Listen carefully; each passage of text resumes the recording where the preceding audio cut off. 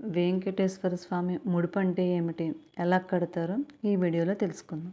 పిలిస్తే పలికే దైవం, కోట్లాది భక్తులకు ఆపదమొక్కులవాడు, అనాథ రక్షకుడు, కొలిచిన భక్తులకు కొంగు బంగారమైన శ్రీనివాసుడే కష్టాల్ని కడదీర్చే దైవమని భావించి స్వామివారికి తమ కోరికను చెప్పి ముడుపు కడతారు.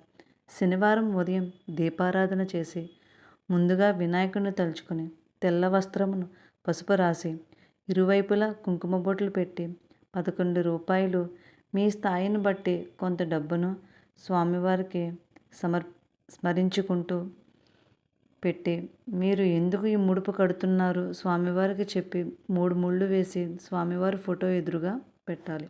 కోరిక తీరాక ముడుపు చెల్లిస్తానని చెప్పి ప్రతిరోజు గోవిందనామాలు అష్టోత్తరము ప్రతిరోజు చదువుకోవాలి. కోరిక తీరాక స్వామివారి దర్శనం చేసుకుని ఇంకొంచెం డబ్బు చెల్లించి ముడుపును స్వామివారి హుండీలో వెయ్యాలి.